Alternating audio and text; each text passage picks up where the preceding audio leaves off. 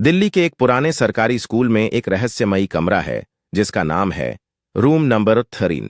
यह स्कूल 1950 में स्थापित हुआ था और कई पीढ़ियों ने यहां शिक्षा प्राप्त की। लेकिन एक कमरा हमेशा बंद रहता था, रूम नंबर 13। कभी खोला नहीं गया, कभी इस्तेमाल नहीं हुआ।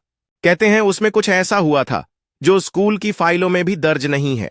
कहानी की शुरुआत 2003 में एक लड़की की आत्महत्या से होती है।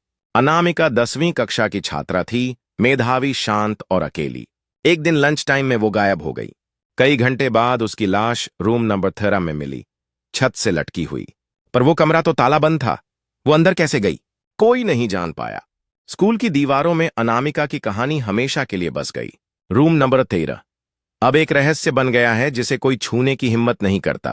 कुछ लोग कहते हैं कि रात के समय वहां अजीब आवाजें आती हैं। कुछ ने तो यह भी दावा किया है कि उन्होंने अनामिका की आत्मा को देखा है।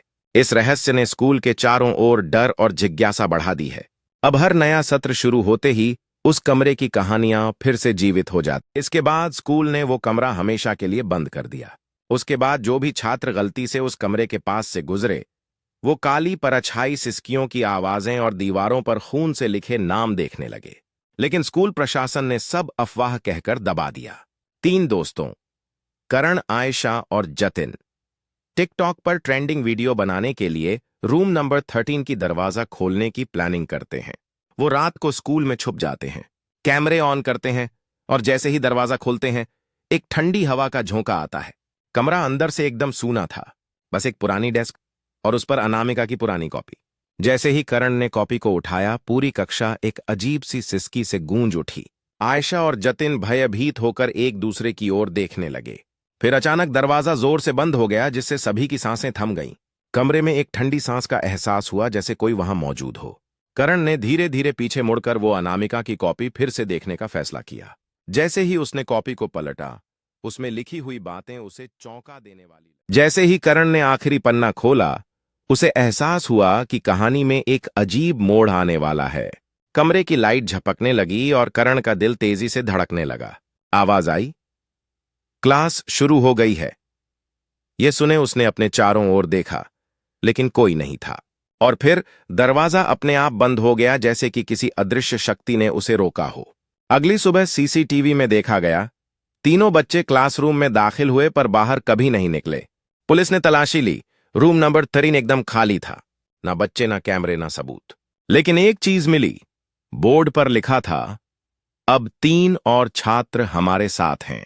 इस संदेश ने पुलिस को सकते में डाल दिया और उन्हें एहसास हुआ कि यह मामला कहीं अधिक जटिल है।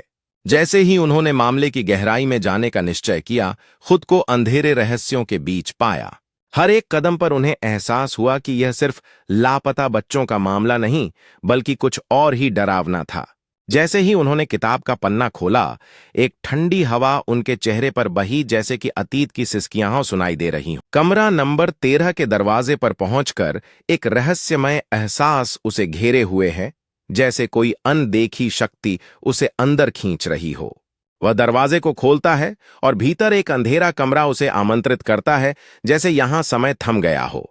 कमरे के अंदर कदम रखते ही उसे एक खामोशी महसूस होती है, जो जैसे उसकी आत्मा को चुभने लगती है।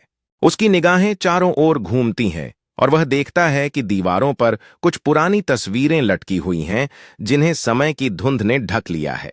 तभी उसे एक सटकने वाली आह सुनाई देती है, जो उसे बता रही है कि वह अकेला नहीं है। उसकी धड़कन तेज होने लगती है और वह समझता है कि इस कमरे की खामोशी के पीछे कई खौफनाक राज छिपे हो सकते हैं। वह अपने भीतर की हिम्मत को इकट्ठा करता है और आगे बढ़ता है, जैसे वह उन आत्माओं को ढूंढने का इरादा रखता हो जो यहां फंसी हैं। कमरे में एक ठंडी हवा उसे छूती है, जैसे किसी ने उसके इर्द गिर्द से गुजरते हुए उसे बुलाया हो। उसकी आंखें अचानक एक कोने में जमा हुई धुंध पर टिक जाती हैं, जहां कुछ रूप दिखाई देने लगते हैं।